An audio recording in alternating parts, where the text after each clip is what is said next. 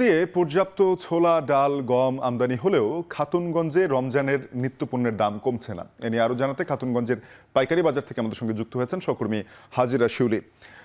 শিউলি, জানাবেন যে আমরা দেখেছি রমজানে দ্রব্যমূল্যের দাম যাতে নিয়ন্ত্রণে থাকে সে কারণে অনেক পণ্য আমদানিতে শুল্ক ছাড় দেওয়া হয়েছে, কিছু কিছু পণ্যে শূন্য শুল্ক করে দেওয়া হয়েছে। তারপরে পণ্য আমদানি বাড়লেও কিন্তু বাজারে এর প্রভাব কম দেখছেন জানাচ্ছিলেন। এর কারণ হিসেবে ব্যবসায়ীরা কি বলছেন, কেন দাম কমছে না?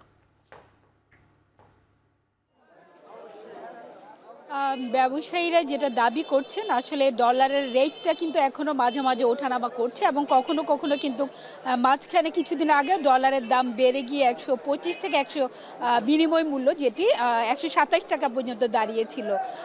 তো সে কারণেই কিন্তু তাদের আমদানিতে কিছুটা বাড়তি খরচ পড়ছে।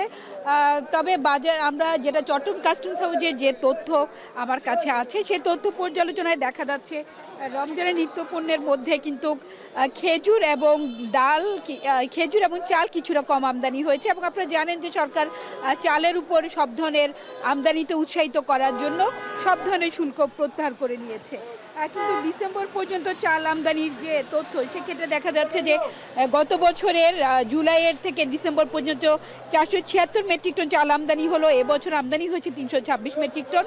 তবে এর বাইরে কিন্তু আসলে আমরা দেখতে পাচ্ছি যে পেঁয়াজ, গম, মসুর ডাল, ছোলা, মটর ডাল বেশ ভালোই আমদানি হয়েছে এবং ছোলা আমদানি হয়েছে প্রায় 20,350 মেট্রিক টন, যেটি গত বছর 6 মাসে জুলাইয়ের 2023-এর জুলাই থেকে ডিসেম্বর পর্যন্ত 6 মাসে আমদানি হয়েছিল মাত্র 8,745 মেট্রিক টন, অর্থাৎ দ্বিগুণের বেশি ছোলা আমদানি হয়েছে। একইভাবে কিন্তু মসুর ডাল আমদানি হয়েছে প্রায় 1,96,000 মেট্রিক টন, যেখানে মসুর ডাল গত বছর আমদানি হয়েছিল 1,06,000 মেট্রিক টন। তো এক্ষেত্রে বর্তমানে কিন্তু খাতুনগঞ্জে খোলা সয়াবিন তেলের দাম কিছুটা কমে আসছে।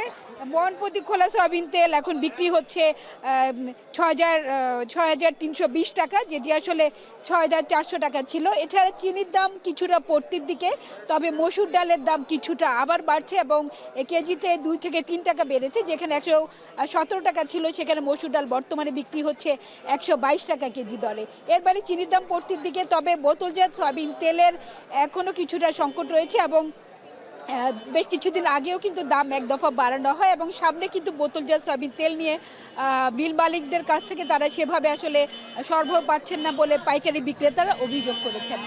সাফির, এই ছিল আমার কাছে এখনকার মতো সবশেষ।